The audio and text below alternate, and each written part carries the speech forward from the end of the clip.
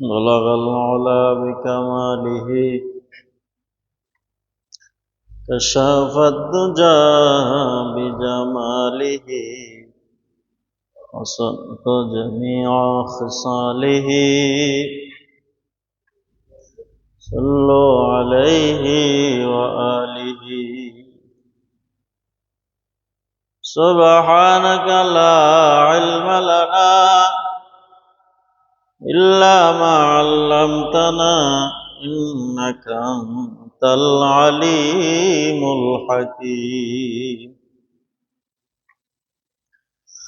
وسبحانك لا فهم لنا إلا ما فهمتنا إنك أنت الجواد الكريم آمنت بالله ربي زدني علما قال رب اشرح لي صدري ويسر لي أمري واحلل عقدة من لساني يفقه قولي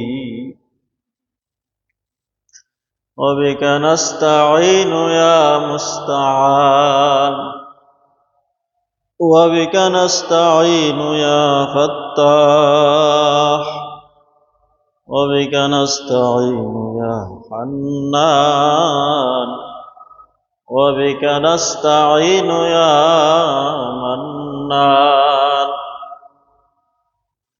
وبك نستعين يا أرحم الراحمين وبك نستعين يا مالك الملك উপস্থিত মুআজ্জাজ সম্মানিত মুসল্লিয়ানে کرام আমরা সর্বপ্রথম সে মহান রব্বে আরশে কারীমের শুকরিয়া আদায় করব যে মহান রব্বে আরশে কারীম আমাদের উপর দয়া করে আমাদেরকে ভালোবেসে তাহার অনুগ্রহ অনুকম্পা আমাদেরকে পরিপূর্ণ দিয়ে একটি সপ্তাহ পরে জুমার দিনে জুমার মসজিদে আসার বসার কিছু কথা বলার শোনার বোঝার হৃদয়ঙ্গম করার আমল করার তৌফিকটুকু দান করেছেন করবেন সেজন্য আল্লাহ সুবহানাহু ওয়া তাআলার শুকরিয়াকে আদায় করার লক্ষ্যে বিনয় অবনত হয়ে শ্রদ্ধাজনিত চিত্তে হৃদয়ের সবটুকুন আবেগ অনুভূতি ভালোবাসা উচ্ছ্বাসকে উজাড় করে বলি আলহামদুলিল্লাহ। আল্লাহ সুবহানাহু ওয়া তাআলা আমাদের মতো নালায়েক নগণ্য অধম পাপিষ্ঠ গোলামদেরকে ভালোবেসেছেন বিদায় আমাদেরকে সর্বাগ্যে নিয়ে এসেছেন। আল্লাহ চাহে তো আমরা এই সংক্ষিপ্ত পরিসরে সূরাতুল হুজরাতের ধারাবাহিক আলোচনা থেকে কিঞ্চিত আলোকপাত করার তৌফিক পাব বিফাদলিল্লাহিল আযীম ওয়া বিমাশিয়াতিল্লাহ ওয়া বিইরাদাতিল্লাহ ওয়া মা তাওফীকি ইল্লা বিল্লাহ আলাইহি তাওয়াক্কালতু ওয়া ইলাইহি উনীব। মুআজ্জাজ হাজিরিন, আমাদের আলোচনা চলতেছিল। আল্লাহ তাআলা আমাদেরকে নির্দেশ দিয়েছেন যে তোমরা অধিক ধারণা থেকে বেঁচে থাকো এবং গোয়েন্দাগিরি করা থেকে, মানুষের দোষ অন্বেষণ করা থেকে, মানুষের দোষ তালাশ করা থেকে তোমরা নিজেদেরকে বাঁচিয়ে রাখো এবং একে অপরকে পরনিন্দা পর দুশ্চর্চা গীবত থেকে নিজেকে বাঁচিয়ে রাখো। সুতরাং আমাদের আলোচনা চলতেছিল গত জুমায় আমরা যেন মানুষের প্রতি কুধারণা না রাখি, মানুষের প্রতি অন্যায় ধারণা খারাপ ধারণা না রাখি। এই ধারণা অধিকাংশ ক্ষেত্রে বাড়িঘরের মধ্যে বিভিন্ন জিনিস চুরি হওয়ার সময় বিভিন্ন সময় ধারণা জন্ম হয়। যেমন ঘরের মধ্যে কর্মচারী থাকে, তখন যদি ঘরের মধ্যে কোনো জিনিস চুরি হয়, তখন মালিক মনে করে ধারণা করে বসে যে আমার কর্মচারী আমার জিনিসটা চুরি করেছে। ধারণা করে তার উপর তুহমত লাগিয়ে দেয়, অপবাদ লাগিয়ে দেয় যে আমার কর্মচারী ছাড়া আমার এই দামি জিনিসটা অন্য কেউ চুরি করে নাই। ঘর থেকে যে টাকা চুরি হয়েছে এটা আমার কর্মচারী চুরি করেছে। তাহলে চুরিদারির ক্ষেত্রে, ডাকাতির ক্ষেত্রে বিভিন্ন সময় বিভিন্ন মানুষকে অপবাদ দিয়ে থাকে, বিভিন্ন ধারণা করে থাকে। সুতরাং এই ক্ষেত্রে আমাদেরকে সতর্ক হতে হবে, যেন আমরা যাচাই বাছাই না করে, চিন্তা ভাবনা না করেই আমরা মানুষদেরকে চোর বানিয়ে না দিই, জিনাখোর বানিয়ে না দেই, ডাকাত বানিয়ে না দেই, ব্যভিচার বানিয়ে না দেই। সুতরাং আমাদেরকে বড় সতর্ক হয়ে একটা মানুষের উপর ধারণা রাখতে হবে। সুতরাং ঘরে কর্মচারী আছে আর ঘর থেকে জিনিস চুরি হয়েছে বা পাওয়া যাচ্ছে না, এই জন্য কর্মচারীকে শুধু শুধু দোষারোপ করে তাকে চোর বানিয়ে দেওয়া যাবে না।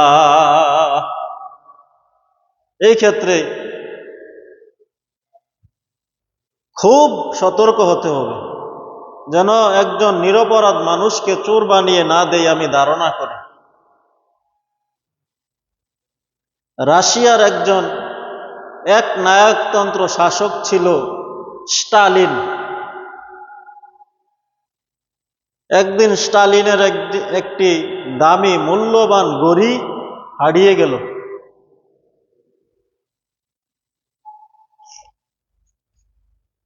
মূল্যবান একটি ঘড়ি হারিয়ে গেল। সে তৎক্ষণাৎ ফোন দিল তাহার কর্মচারী এবং আশেপাশের যত তাহার লোক আছে সকলকে জানিয়ে দেওয়ার জন্য বলল যে আমার ঘড়িটা চুরি হয়েছে। সুতরাং সাথে সাথে বলল বাড়ির প্রধান ফটক আটকিয়ে দাও। বাড়ির প্রধান ফটক আটকিয়ে দাও। সুতরাং চতুর্দিকে তল্লাশি শুরু হলো, নির্যাতন শুরু হলো, গোয়েন্দাগিরি শুরু হলো, বিভিন্ন কর্মচারীদেরকে অপবাদ দেওয়া শুরু হলো, ধারণা করে তাদেরকে টর্চারিং করা শুরু হলো, নির্যাতন করা শুরু হলো। সুতরাং নির্যাতনের কারণে একজন নয়, দুইজন নয়, 8 থেকে 10 জন পর্যন্ত কর্মচারী এই সাক্ষ্য দিতে প্রস্তুত হয়ে গেল যে ঘড়িটা আমি নিয়েছি। কেমন নির্যাতন শুরু হয়েছে! সুতরাং নির্যাতনের কারণে একজন নয়, দুইজন নয়, 8 থেকে 10 জন লোক স্বীকারোক্তি দিল যে আমাদের শাসকের ঘড়িটা আমি নিয়েছি। এভাবে 8 থেকে 10 জন সাক্ষী দিল, স্বীকারোক্তি দিল। কিছুক্ষণ পরে দেখা গেল স্টালিনের ঘড়িটা পাওয়া গেল তার রুম থেকেই। সে আবার তৎক্ষণাৎ বলল ঘড়ি পাওয়া গেছে। তখন ওই লোকেরা বলতেছে আপনার যখন নির্দেশ দিলেন আপনার ঘড়ি হারিয়ে গেছে, আমরা ধারণা করে বিভিন্ন মানুষদেরকে টর্চারিং করা শুরু করলাম যে তুই নিয়েছিস, তুই নিয়েছিস। এভাবে একজন নয়, দুইজন নয়, এই পর্যন্ত 8-10 জন আপনার ঘড়ি নেওয়ার স্বীকারোক্তি দিয়ে দিয়েছে। এই পর্যন্ত 8-10 জন লোক স্বীকারোক্তি দিয়ে দিয়েছে যে আমি নিয়েছি। তাহলে কেমন নির্যাতন আর কেমন ভয়ের কারণে মানুষগুলো স্বীকারোক্তি দিয়েছে! অথচ মানুষগুলো ঘড়ি চুরি করে নাই, তার রুম থেকে ঘড়ি পাওয়া গেল। ঠিক তদ্রূপভাবে আমাদের দেশগুলোর আদালতের মধ্যে, জেলখানার মধ্যে মানুষকে বিভিন্নভাবে টর্চারিং করা হয়।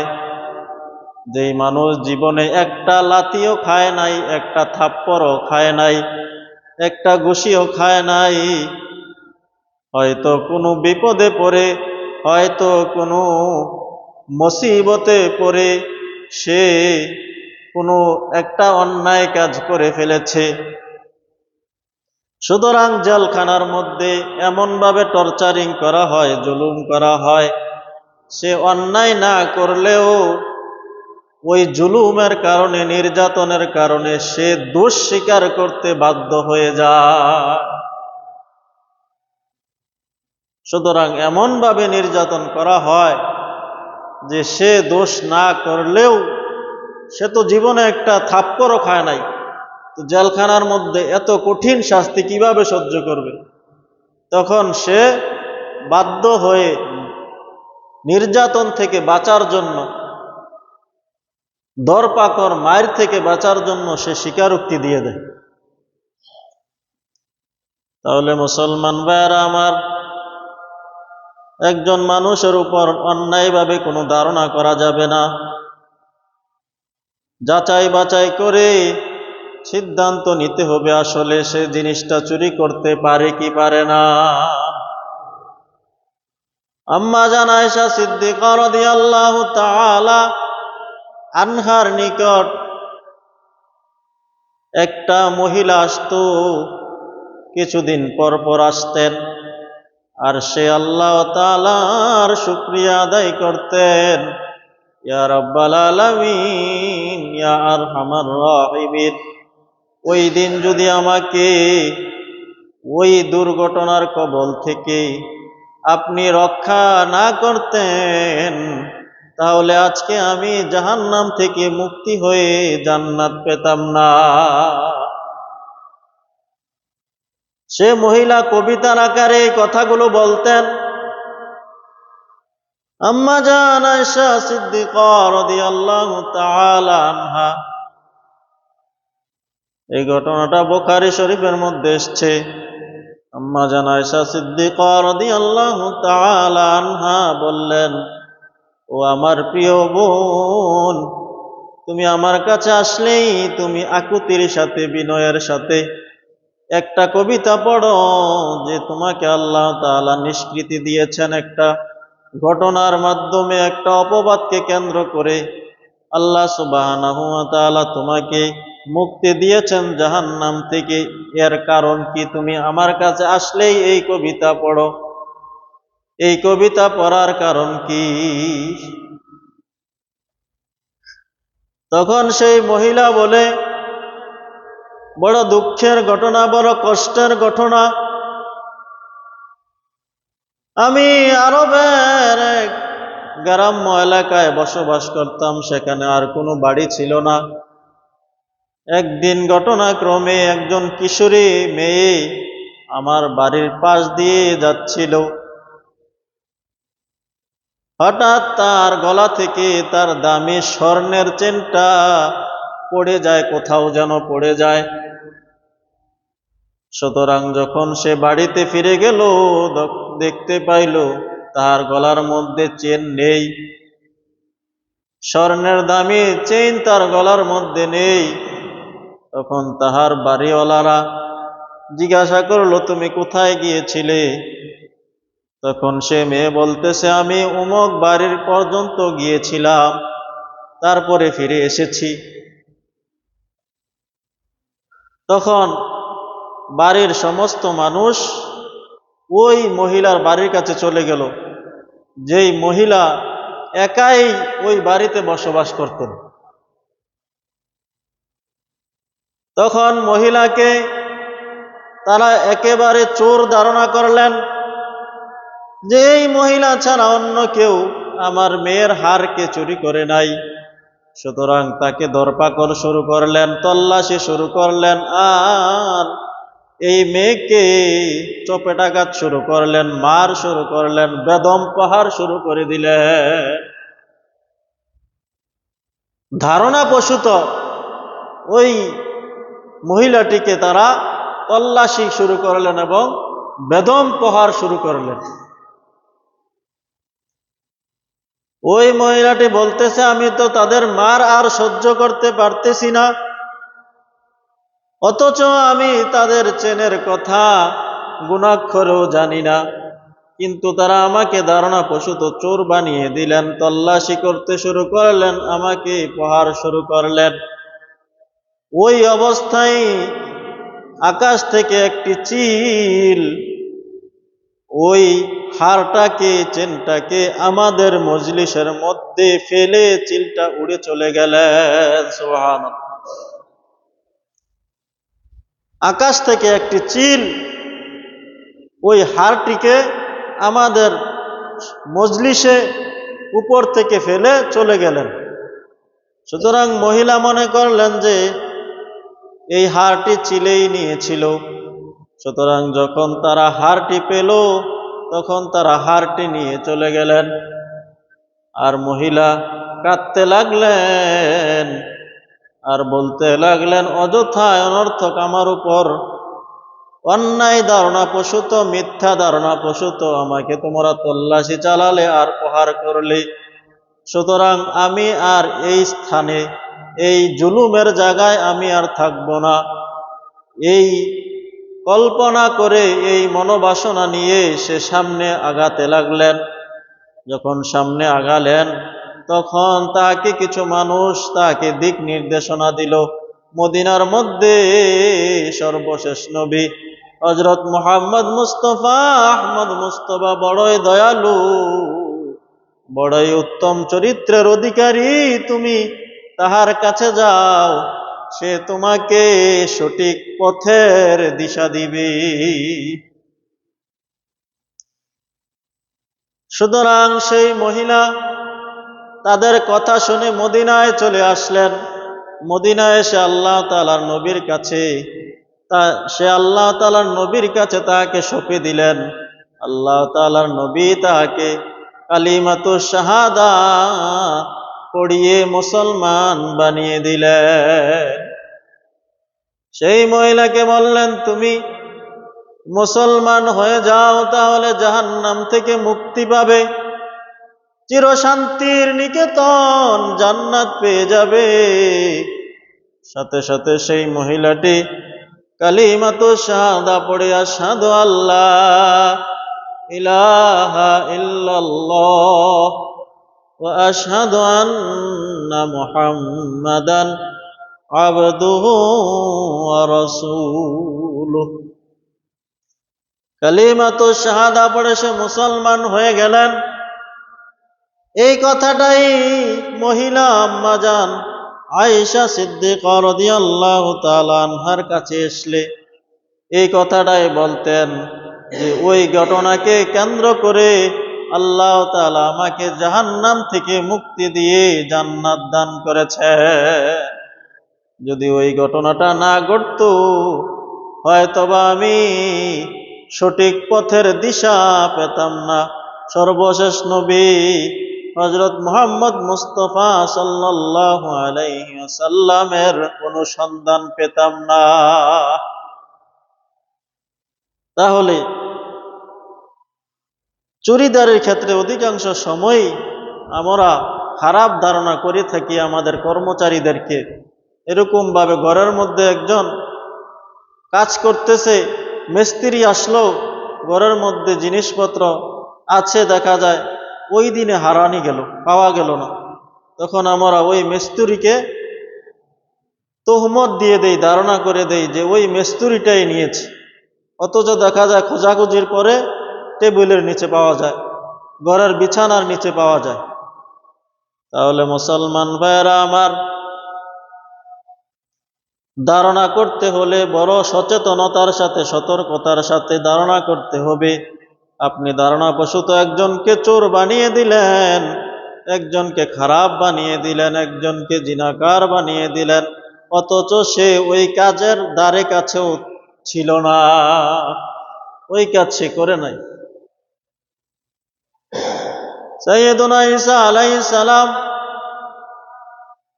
একবার এক ব্যক্তিকে চুরি করতে দেখলেন। তখন সাইয়েদুনা ঈসা আলাইহিস সালাম তাকে বললেন, এ ব্যক্তি, তুমি কি ওই জিনিসটা চুরি করেছ? তখন সে আল্লাহর কসম করে বললেন, আল্লাহ তাআলার কসম করে বলছি আমি চুরি করি নাই।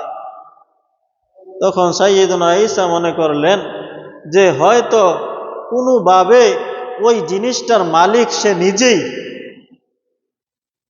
যেই জিনিসটা চুরি করতে আমি দেখেছি সম্ভবত সেই জিনিসটা কোনোভাবে ওই জিনিসটার মালিক সে নিজেই, এই জন্য সে আল্লাহর কসম খেয়েছে। সুতরাং আমি এখন ধারণা পরিবর্তন করে এই ধারণায় উন্নীত হলাম যে এই জিনিসটা তার, এই জিনিসটা সে নিজের জিনিস, এই জন্য আমি যে দেখেছি চুরি করেছি এটা আমি ভুল দেখেছি। সুতরাং মুসলমান ভাইয়েরা আমার, এই জন্য সকল ধরনের খারাপ ধারণা থেকে নিজেকে বাঁচিয়ে রাখতে হবে। কোনোভাবেই মানুষের উপর অন্যায় ধারণা করে তাহাকে চোর বানানো যাবে না, তাহাকে মন্দ বলা যাবে না, তাহাকে খারাপ বলা যাবে না, বরং সতর্কতার সাথে ধারণা করে তারপরেই তাহাকে তল্লাশি চালাতে হবে। সুতরাং মুসলমান ভাইয়েরা আমার, যে ব্যক্তি কোনো অন্যায় কাজ করার পরে, ভুল কাজ করার পরে তওবা করে ফেলল, সুতরাং আপনি আর সেই ব্যক্তিকে সেই ভুল কাজের জন্য তাকে খারাপ ধারণা তাহার প্রতি রাখবেন না, তাহার উপর খারাপ তুহমত দিবেন না, তাকে খারাপ মনে করবেন না, তাকে আপনি ভালোই জানতে হবে। আমাদের ক্ষেত্রে এটা সম্পূর্ণ উল্টা হয়ে যায়। এ কথাটাই আল্লাহ তাআলা বলেছেন, বিসাল ইসমুল ফুসুকু বাদাল ঈমান। তুমি যখন একজন মানুষকে মন্দ ধারণা করলে, মন্দ নামে ডাকাডাকি করতে লাগলে, তাকে চুরি করতে দেখে তাকে চোর ডাকতে থাকলে, তাকে বিভিন্ন খারাপ কাজ করতে দেখে তাকে খারাপ ধারণা করতে লাগলে, অথচ সে ওই কাজ থেকে তওবা করে নিয়েছে।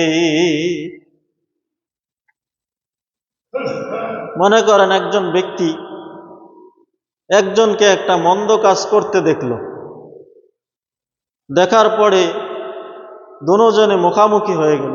যে চুরি করলো বা মন্দ কাজটা করলো, ভুল করলো সে এবং যে দেখলো, উভয়ে যখন মুখামুখি হয়ে গেল, তখন যে দেখলো খারাপ কাজটা করতে, ভুল কাজটা করতে, চুরি করতে বা অন্য যে কোনো কাজ করতে দেখলো, তখন সেই ব্যক্তি, চোর বা ভুলকারী ব্যক্তি তওবা করে ফেললো, ভাই তুমি দেখেছো আমাকে এই কাজটা করতে, আমি তওবা করলাম,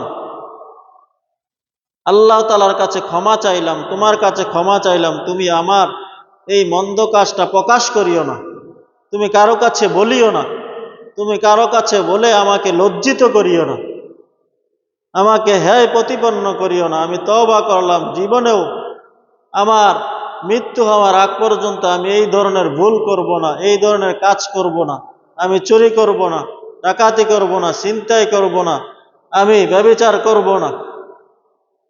যেই ভুলটাই করে থাকে সেটা থেকে সে তওবা করলো। সুতরাং সে তওবা করার পরে একজন মুসলমানের কাজ হবে, সে ওই খারাপ কাজটা বা ভুলটা মানুষের কাছে প্রকাশ করবে না, ওই ভুলটা সে প্রকাশ করবে না যে দেখলো, কেননা সে তো তওবা করে ফেলেছে, সে বলেছে আমি আর করব না।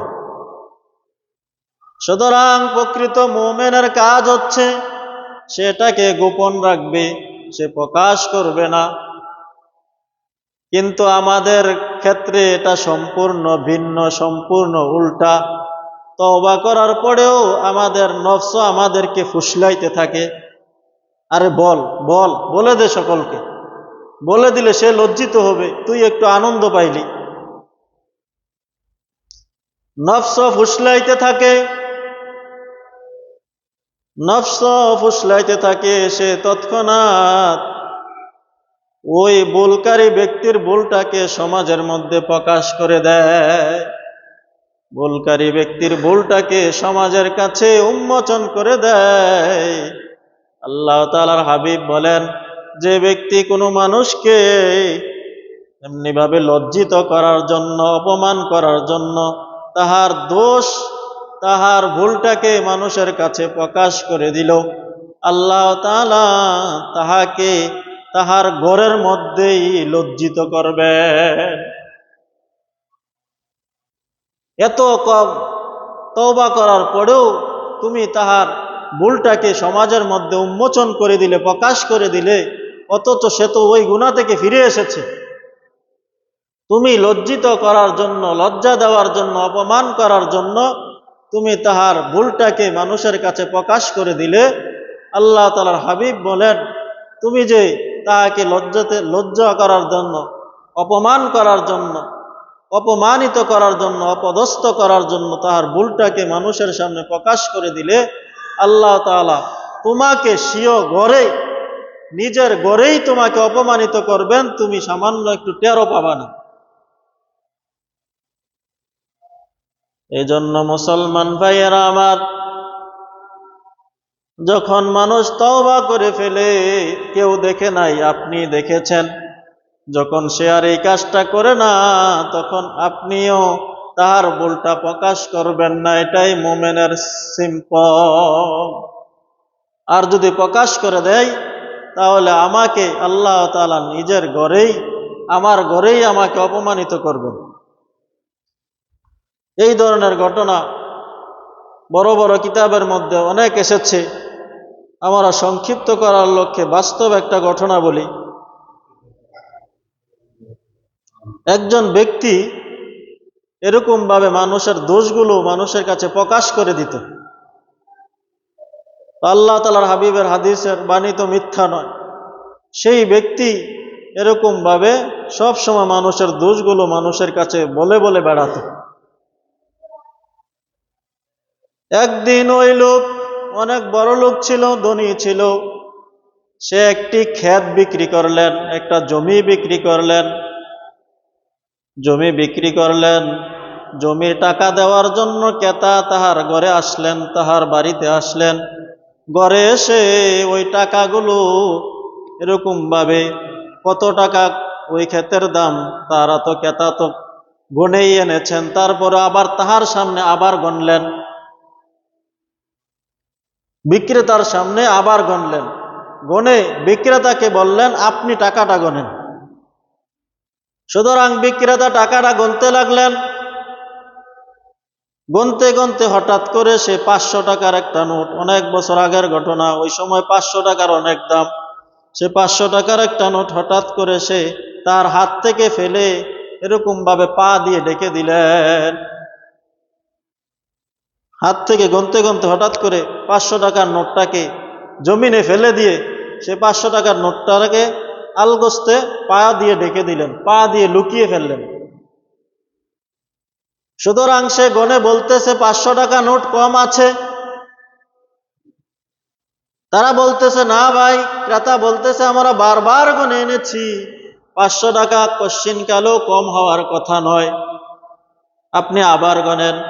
যখন সে আবার গনলেন, দেখা গেল 500 টাকার নোট কম আছে। তখন বললেন, সুতরাং আপনি একটু দাঁড়ান। সে এখন কিচির মিচির খাইতেছে, না আমি কেন দাঁড়াবো,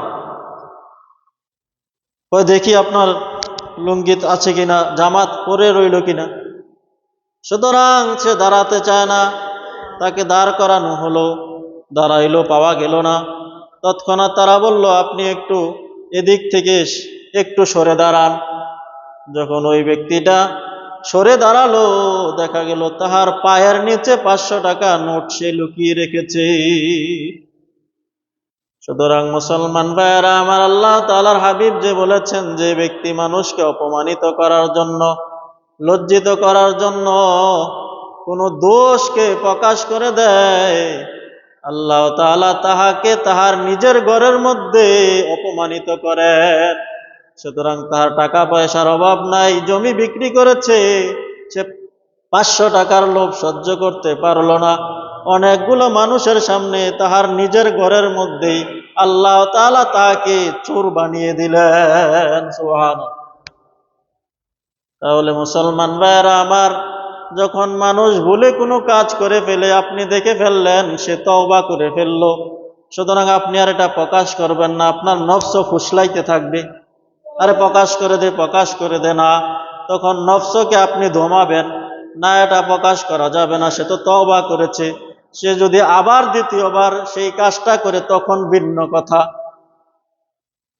সুতরাং সে যেহেতু তওবা করে নিয়েছে, আর করবে না, এখনো পর্যন্ত করে নাই, সুতরাং আমি প্রকাশ করব না। আমি একজন মুমিন, মুমিনের কাজ হচ্ছে মানুষের দোষ ত্রুটিকে ঢেকে রাখা।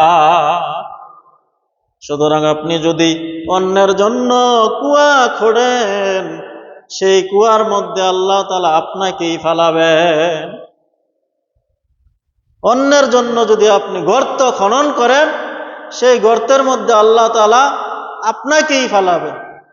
অন্যের জন্য যদি আমি গর্ত খনন করি, তাহলে আল্লাহ তাআলা আমাকে আগে ওই গর্তের মধ্যে ফালাবেন, ওই গর্তের মধ্যে নিক্ষেপ করবেন। আল্লাহ তাআলা হাবিবকে বিভিন্নভাবে কাফেররা কষ্ট দিত, বিশেষ করে আবু জাহেল। আল্লাহ তাআলার হাবিবকে এমন কোনো কষ্ট নাই যে আল্লাহ তাআলার হাবিবকে আবু জাহেল কষ্ট দেয় নাই। সব ধরনের কষ্টই দিয়েছে। যখন সব ধরনের কষ্ট দেওয়ার পরেও আল্লাহ তাআলার হাবিবের কোনো ক্ষতি করতে পারে নাই। আল্লাহ তাআলার হাবিবের কোনো বিন্দু পরিমাণও ক্ষতি করতে পারে নাই, বিন্দু পরিমাণও ইসলামের ক্ষতি করতে পারে নাই।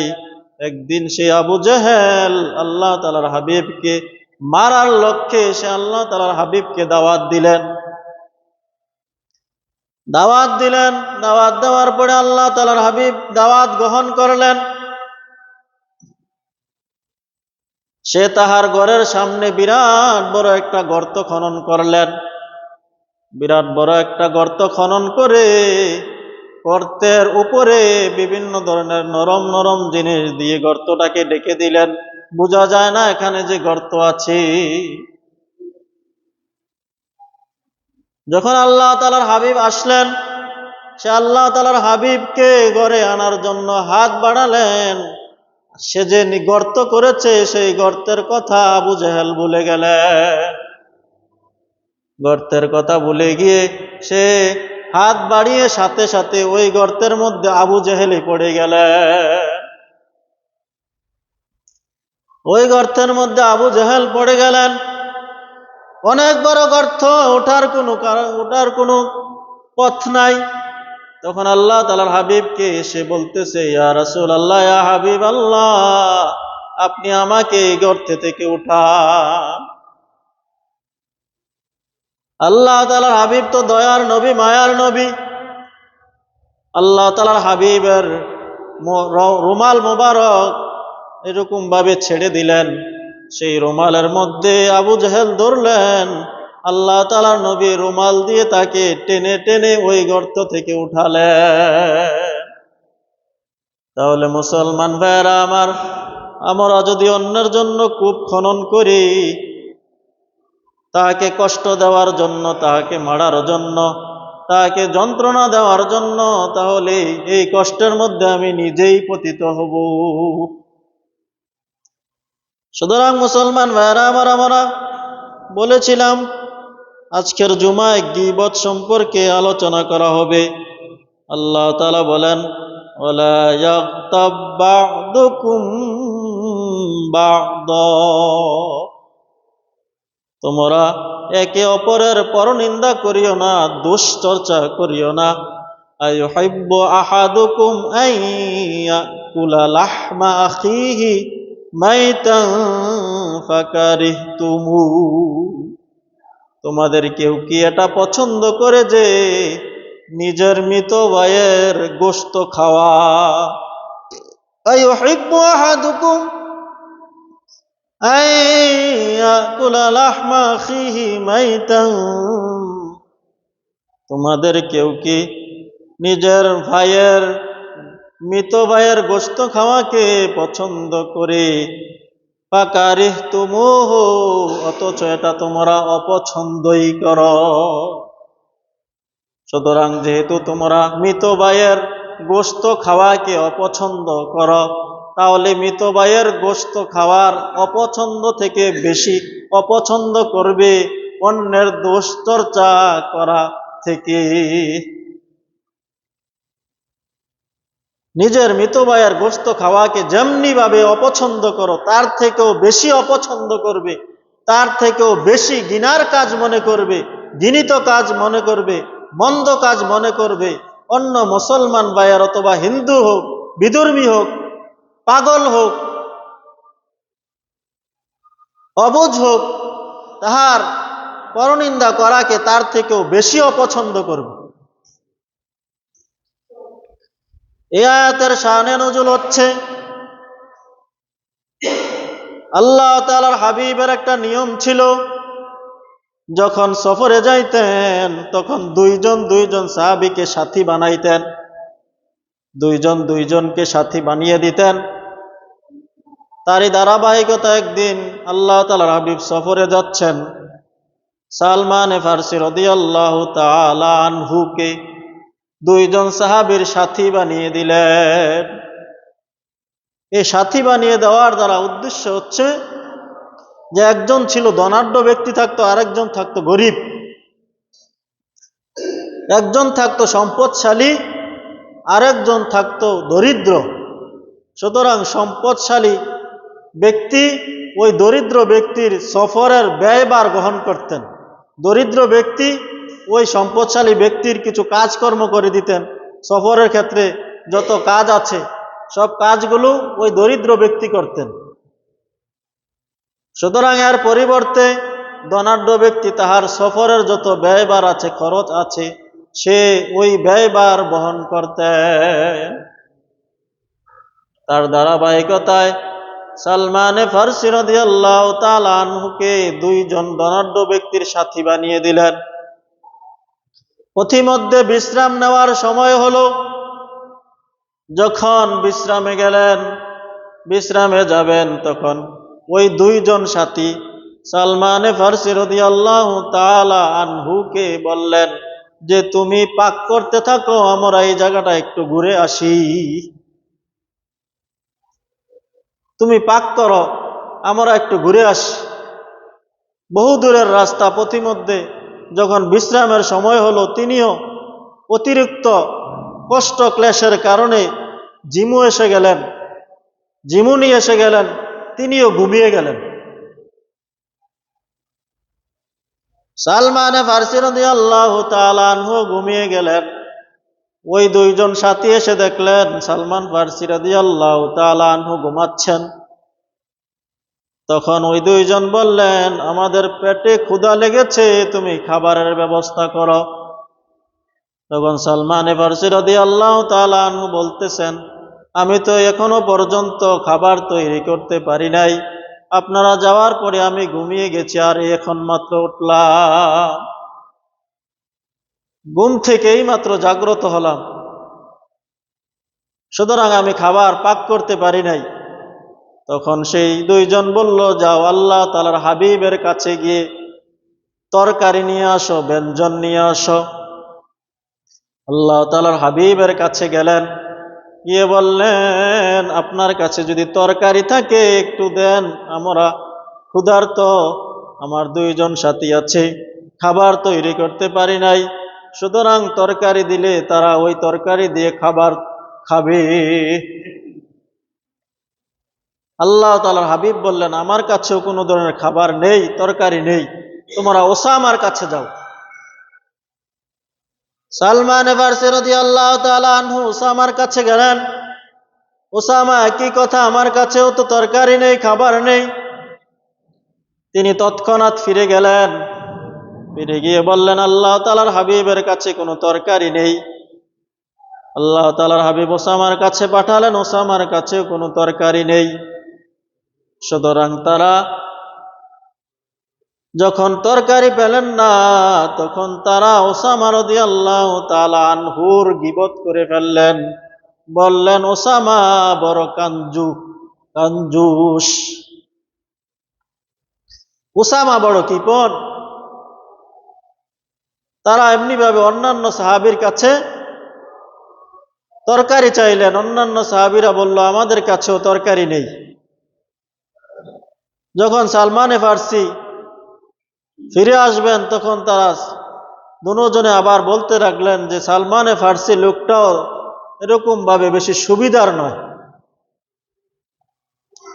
যখন এই দুইজনের নামে গীবত করলেন, দুশ্চর্চা করলেন, দুশ্চর্চা করে আল্লাহ তাআলার হাবিবের কাছে গেলেন। আল্লাহ তাআলার হাবিবের কাছে গিয়ে বললেন, ইয়া রাসূলুল্লাহ, ইয়া হাবিবাল্লাহ, আমরা তরকারি চাইলাম, তরকারি পাইলাম না। তখন আল্লাহ তাআলার হাবিব বললেন, কেন তরকারি পাও নাই? আমি তো তোমাদের দাঁতের মধ্যে গোশত লেগে থাকতে দেখতেছি, আমি তো দেখতেছি তোমাদের দাঁতের মধ্যে গোশত লেগে আছে, তোমরা তরকারি দিয়েই তো খেয়েছ। তখন তারা বলল, না, আমরা তো আজকে তরকারি পাই নাই, কোথায় থেকে তরকারি খাবো?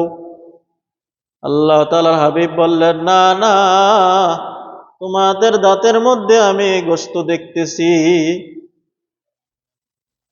তখন আল্লাহ তাআলার হাবিব বললেন, তোমরা থুথু নিক্ষেপ করো।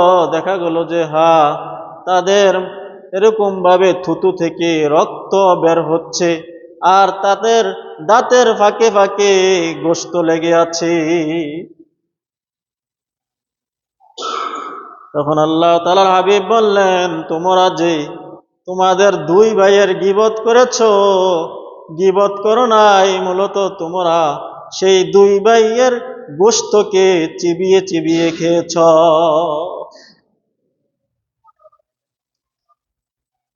সুতরাং তখনই আল্লাহ তাআলা আয়াত নাজিল করেন, আইয়ুহিব্বু আহাদুকুম আন ইয়াকুলা লাহমা আখিহি মাইতান ফাকারিহতুমু। সুতরাং তোমাদের কেউ কি পছন্দ করে আন ইয়াকুলা লাহমা, গোশত খেতে, আখিহি, তাহার ভাইয়ের, মাইতান, মৃত ভাইয়ের গোশত খাওয়াকে তোমাদের মধ্য থেকে কেউ কি পছন্দ করে? ফাকারিহতুমুহু, অথচ তোমরা তাহাকে অবশ্যই অবশ্যই অপছন্দ করো। তাহলে মুসলমান ভাইয়েরা আমার, গীবত করার মূলেই হচ্ছে মানুষের নিন্দা করা, মানুষের দোষ চর্চা করা।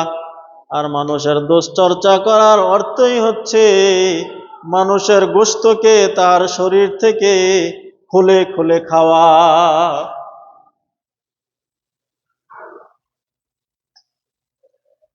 وعن أبي هريرة رضي الله تعالى عنه أنه قال قال رسول الله صلى الله عليه وسلم أتدرون ما الغيبة।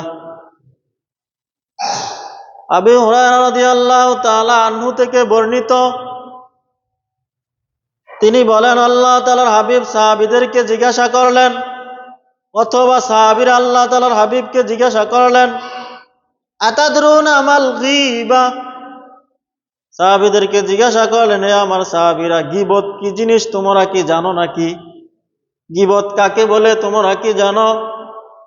ক্বালু, সাহাবীরা বলল, আল্লাহু ওয়া রাসূলুহু আ'লামু, আল্লাহ এবং তার রাসূলই তাহা সম্পর্কে, তাহা সম্বন্ধে ভালো জানেন।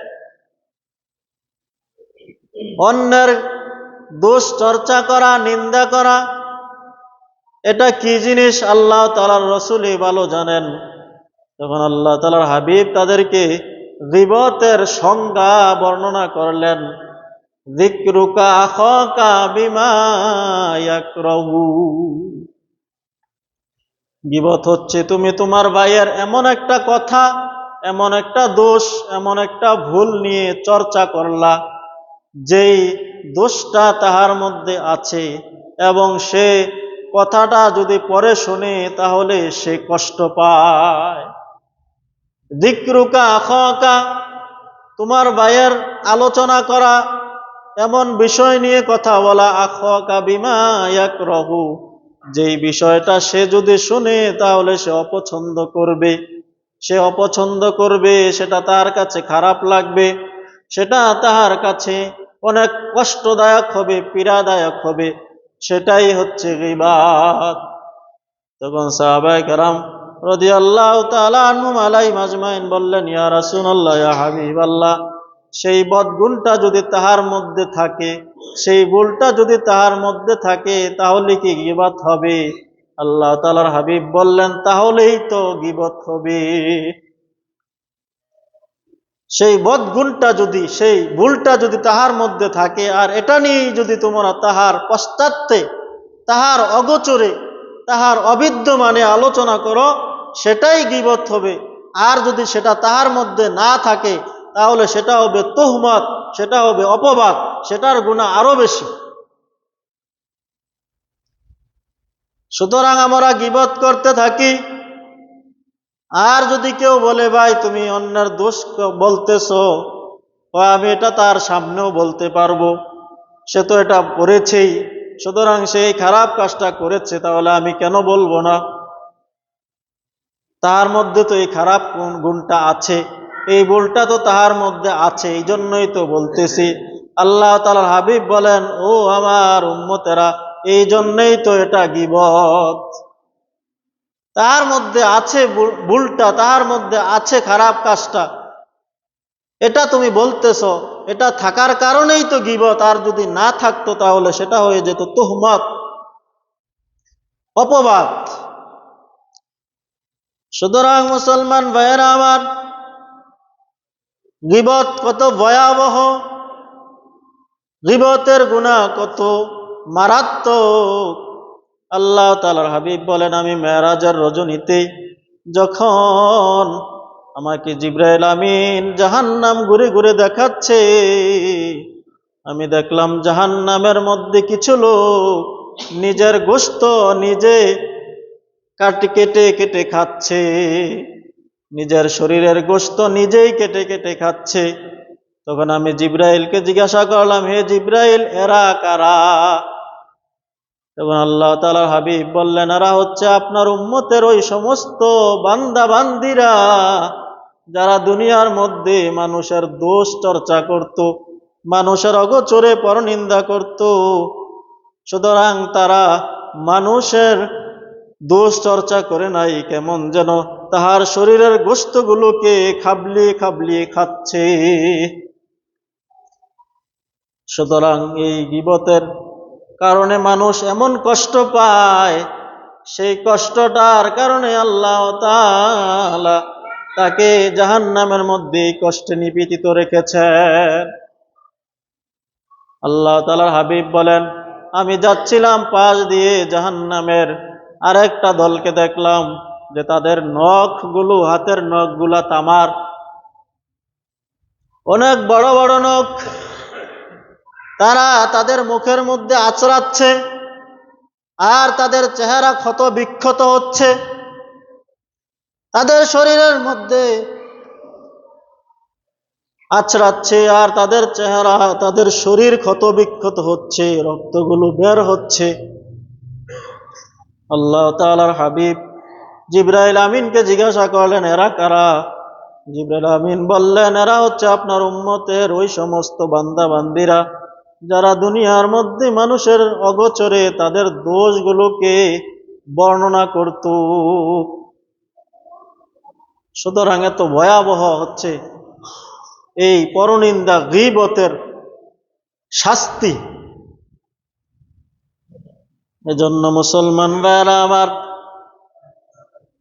এই একটা বদগুণ থেকে আমাদের সকলকে বেঁচে থাকার জন্য সদা সর্বদা চেষ্টা করতে হবে। গীবত অনেক মজার একটা বিষয়। আমাদের বুজুর্গান এদিন বলেন যে গীবত হচ্ছে ঘিয়ের সাথে গরম ভাত মিলিয়ে খাওয়ার মতো মজা। গরম ভাতের সাথে ঘি যেমন মজা, গীবত গরম ভাতের মধ্যে গিরের মতো থেকে আরো বেশি মজা। সুতরাং এটা মজার একটা বদ আমল। সুতরাং এটা থেকে বাঁচতে অনেক চেষ্টা করতে হবে, অনেক চেষ্টা করতে হবে। মুসলমান ভাইয়েরা আমার, এই গীবত বিভিন্নভাবে হয়ে থাকে। অঙ্গভঙ্গির দ্বারা হয়ে থাকে, ইশারার দ্বারা হয়ে থাকে, কথা বলার দ্বারা হয়ে থাকে। কেউ খাটো, আপনি হাতে ইশারা দ্বারা বুঝাইলেন যে ওই যে ব্যক্তিটা আসতেছে সে অনেক খাটো। কেউ এরকম ভাবে তার পাটা একটু সমস্যা, একটু এলোমেলো হয়ে হাঁটে, একটু বাঁকা হয়ে হাঁটে, আপনি এরকম ভাবে বাঁকা হয়ে হেঁটে হেঁটে দেখালেন। কেউ লম্বা পায়জামা, লম্বা জামা পরে, আপনি বললেন যে ওই ব্যক্তিটা আছে না সে অনেক বড় বড় জামা পরে। আপনি এরকম ভাবে গীবত করলেন। অমুক ব্যক্তিটা আছে না সে অনেক খাটো জামা পরে, অমুক ব্যক্তিটা আছে সে ছিঁড়া জামা পরে, অমুক ব্যক্তিটা আছে না সে অনেক বেশি কথা বলে, অমুক ব্যক্তি আছে সে অনেক বখিল, সে অনেক কাঞ্জুস, সে অনেক কৃপণ, ওই ব্যক্তিটা জোলা, ওই ব্যক্তিটা দানব, ওই ব্যক্তিটার বংশটা বড় খারাপ। সুতরাং বিভিন্নভাবেই পরনিন্দা হয়ে থাকে। মুসলমান ভাইয়েরা আমার, পরনিন্দার মজলিসে বসে যদি আপনি পরনিন্দা নাও করেন, তারপরেও আপনি পরনিন্দার ভাগীদার হয়ে যাবেন। কোনো মজলিসের মধ্যে পরনিন্দা হচ্ছে, আপনি কিছুই বললেন না, হা না কিছুই বললেন না, তারপরেও আপনি ওই মজলিসে বসে থাকার কারণে, কিছু না বলার কারণে, তাদেরকে বাধা না দেওয়ার কারণে আপনিও পরনিন্দা না করেও পরনিন্দাকারী হিসাবে সাব্যস্ত হয়ে যাবে। একজন ব্যক্তি একটা মজলিসের মধ্যে ছিলেন, ইয়াহইয়া উলুমউদ্দিনের মধ্যে এসছে, ওই মজলিসের মধ্যে ছিলেন, কিন্তু সে পরনিন্দা করে নাই। সে রাত্রে ঘুমের মধ্যে দেখতেছে সে তাহার সম্মুখে এরকম ভাবে পচা গোশতের একটা খাঞ্চা তার সম্মুখে নিয়ে আসা হলো, আর তাহাকে খাওয়ানোর জন্য চেষ্টা করা হচ্ছে।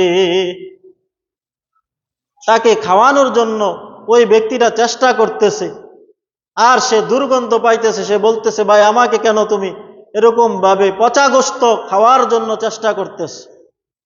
কয়, তুমি অমুক মজলিসের মধ্যে ছিলে, সেই মজলিসের মধ্যে মানুষের পরনিন্দা হচ্ছিল, তুমি কিছুই বলো না, তুমি ওই পরনিন্দা শুনেছ, এই জন্য তোমার কাছে এই গোশতগুলো আনা হয়েছে। সে যখন ঘুম থেকে উঠলো, ঘুম থেকে উঠে সে বলতেছে, আমি এরকম ভাবে ঘুম থেকে ওঠার পরেও ওই পচা গোশতের দুর্গন্ধ আমার নাক থেকে যায় নাই। এমনকি মৃত্যু পর্যন্ত আমি সদা সর্বদা ওই পচা গোশতের গন্ধ আমার নাকের মধ্যে সদা লেগে থাকতো। সুতরাং মুসলমান ভাইয়েরা আমার, এই জন্য এই গুনাহটা বড় ভয়াবহ, মারাত্মক। কেননা এটা হচ্ছে মানুষকে কষ্ট দেওয়া। আল্লাহ তাআলার হাবিবের প্রিয় সাহাবী আব্দুল্লাহ ইবনে ওমর রাদিয়াল্লাহু তাআলা আনহু, তিনি যখন তওয়াফ করতেছেন, হজরে আসওয়াদকে তওয়াফ করে চুমু খালেন, তখন তিনি চুমু খেয়ে আল্লাহ তাআলার হাবিবের বাণী বলতেছেন, হে কালো পাথর, তুই তো একটা পাথর মাত্র, তুই তো একটা পাথর। আল্লাহ তাআলার বান্দাদেরকে তোর থেকে অনেক দামি করে বানিয়েছেন। সুতরাং যে ব্যক্তি কোনো ব্যক্তিকে কষ্ট দিল, এই হজরে আসওয়াদকে যদি কেউ ভেঙে ফেলে, তার থেকেও বেশি মারাত্মক কষ্ট আল্লাহ তাআলার কাছে ভয়াবহ হবে যে ব্যক্তি কোনো মুসলমান বান্দার অন্তরের মধ্যে কষ্ট দিল। এই জন্য মুসলমান ভাইয়েরা আমার, আল্লাহ তাআলার হাবিব সাহাবীদেরকে জিজ্ঞাসা করলেন যে হাসরের মাঠে কে বেশি দরিদ্র হবে তোমরা কি জানো নাকি? মাল মুফলিসুন, কে বেশি দরিদ্র হবে? তোমাদের মধ্যে কে বেশি দরিদ্র? তখন সাহাবায়ে কেরাম উত্তর দিলেন, যার কাছে টাকা পয়সা নাই, ধন দৌলত নাই, বাড়ি গাড়ি নাই, সেই তো দরিদ্র। আল্লাহ তাআলার হাবিব বললেন, না না, সেই হাসরের ময়দানে সেই ব্যক্তি দরিদ্র হবে যে ব্যক্তি বুড়ি বুড়ি নেকি নিয়ে আল্লাহ তাআলার দরবারে উপস্থিত হয়েছেন, কিন্তু সে এই নেকি নিয়ে উপস্থিত হওয়ার পরেও সে যখন হাসরের ময়দানে যখন সামনে যাবে, তখন সে যে দুনিয়ার মধ্যে মানুষদেরকে কষ্ট দিয়েছে, মানুষদের থেকে ঋণ নিয়েছে, সেই ঋণী ব্যক্তিগুলো সেই কষ্ট যাদেরকে কষ্ট দেওয়া হয়েছে তারা এসে উপস্থিত হবে। যখন তারা উপস্থিত হবে তখন তাহার নেকগুলো ওই ব্যক্তিদেরকে দিয়ে দেওয়া হবে। যাদের নিন্দা করেছিল তার বুড়ি বুড়ি নেকগুলো, পাহাড় সম নেকগুলো এমনিভাবে একের পর এক দিয়ে দেওয়া হবে, একের পর এক দিয়ে দেওয়া হবে। দিতে দিতে যখন এক সময় এমন হবে যে তাহার আর কোনো নেক বাকি থাকবে না, কিন্তু যে পরনিন্দা করেছে তারা বাকি থাকবে, তখন সেই পরনিন্দাকারী গণের বদ গুণাগুলো, বেআমলগুলো, গুণাগুলোকে তাহার বোঝার মধ্যে, তাহার আমল নামার মধ্যে চাপিয়ে দেওয়া হবে, তাহার শরীরের মধ্যে চাপিয়ে দেওয়া হবে। আর সে গুনাহ নিয়ে লক্ষ লক্ষ বছর এরকমভাবে জাহান্নামের সম্মুখে দাঁড়িয়ে থাকবে। নাউযুবিল্লাহ মিন যালিক। এজন্য মুসলমান ভাইয়েরা আমার, এই আমলটা, এই বদ আমলটা বড়ই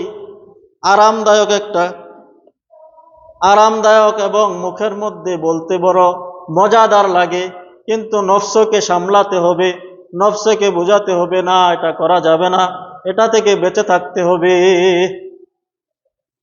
আল্লাহ সুবহানাহু ওয়া তাআলা আমাদের সকলকে গীবত থেকে, পরনিন্দা করা থেকে আমাকে এবং আপনাদের সকলকে বেঁচে থাকার তৌফিক দান করুন। সকলে বলে আমিন। ওমা আলাইনা ইল্লাল বালাগ। মুসলমান ভাইয়েরা আমার, আজকের জুমায় আল্লাহ তাআলার ঘরে সদকায়ে জারিয়া হিসাবে আল্লাহ তাআলার ঘরে দান করার কে আছেন?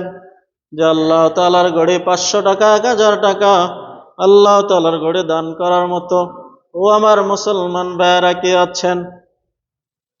আল্লাহ সুবহানাহু ওয়া তাআলা আমাদেরকে দুনিয়াতে পাঠিয়েছেন সব ধরনের নেক আমল করার জন্য। সুতরাং নেক আমলের মধ্যে অনেক বড় একটা নেক আমল হচ্ছে দান সৎকার করা এবং এই দানে অভ্যস্ত করে নিজেকে গড়ে তোলা। কে আছেন?